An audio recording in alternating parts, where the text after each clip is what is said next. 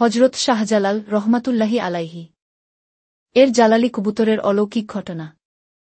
জানেন কি শাহজালাল এর মৃত জালালি কবুতরগুলো কিভাবে অলৌকিকভাবে বেঁচে উঠেছিল? আসুন সে গল্পটি শুনি।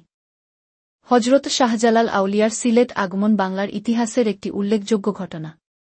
হজরত শাহ জালাল হিজরি ৭০৩ সনে ১৩০৩ খ্রিস্টাব্দে ৩২ বছর বয়সে ইসলাম ধর্ম প্রচারের উদ্দেশ্যে আজকের বাংলাদেশের সিলেট অঞ্চলে আসেন।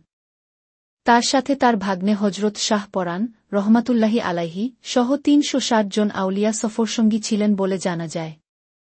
হজরত শাহ জালাল সিলেটে এসে শহরের উত্তর প্রান্তে একটি টিলার উপর অবস্থান নেন। এখানে থেকেই তিনি তার সকল কার্যক্রম পরিচালনা করেন। এখানে এখনও তার মাজার ও দরগাহ বিদ্যমান। হজরত শাহ জালাল দিল্লি হয়ে সিলেটে আসেন। দিল্লিতে তাকে স্বাগত জানান নিজামুদ্দিন আউলিয়া এবং বিদায় কালে তিনি সুরমা রঙের এক জোড়া কবুতর হজরত শাহ জালালকে উপহার দেন। ওই কবুতর জোড়া সঙ্গে নিয়ে হজরত শাহ জালাল সিলেটে আসেন। এরপর এখানে কবুতর এর বংশ বৃদ্ধি হতে থাকে এবং শাহ জালাল এই কবুতর নিয়ে এসেছেন বলে এটি জালালি কবুতর নামে পরিচিত হয়ে ওঠে।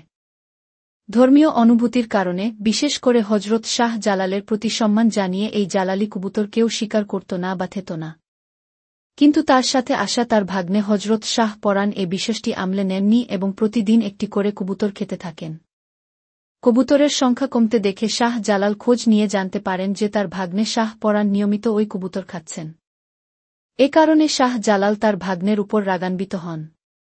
কবুতর খাওয়ার কারণে তার উপর যে মামা শাহ জালাল রাগান্বিত হয়েছেন তা শাহ পরান জেনে যান এবং সিদ্ধান্ত নেন যে তার খাওয়া কবুতরগুলোকে আল্লাহর সহায়তায় আবার জীবন্ত করে তার মামার কাছে ফিরিয়ে দেবেন। যেই ভাবা সেই কাজ।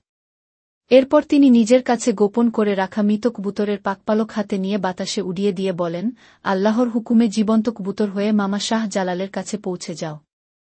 সাথে সাথে পালকগুলো এক ঝাঁক কবুতর হয়ে শাহ জালালের কাছে পৌঁছে যায়। এ দৃশ্য দেখে হজরত শাহ জালাল ভাগ্নের অলৌকিক শক্তি অর্জন সম্পর্কে বুঝতে পারেন। তখন শাহ জালাল ভাগ্নেকে ডেকে বলেন, তোমার অলৌকিক শক্তি দেখে আমি সন্তুষ্ট হয়েছি। কিন্তু এভাবে প্রকাশ্যে কেরামত প্রকাশ করা ঠিক নয়। সব মানুষের বুঝ শক্তি এক রকম হয় না। এভাবে কেরামত প্রকাশের কারণে মানুষ ভুল বুঝতে পারে বা আমাদের সম্পর্কে ভুল ব্যাখ্যা দিতে পারে। এরপর শাহ পরানকে নিজের কাছ থেকে কিছুটা দূরে খাদিম নগর এলাকায় ইসলাম প্রচারের জন্য যেতে বলেন। শাহ পরান খাদিম নগরে চলে আসেন এবং এখানে জীবনের শেষ সময় পর্যন্ত ইসলাম প্রচারে নিয়োজিত ছিলেন। এখানে রয়েছে তার মাজার। ইসলামের এ ঘটনা আমাদের বিশ্বাসকে আরও সুদৃঢ় করে। এমন আরও ইসলামিক ঘটনা জানতে আমাদের চ্যানেলটি সাবস্ক্রাইব করে সাথে থাকুন ও বন্ধুদের সাথে শেয়ার করুন।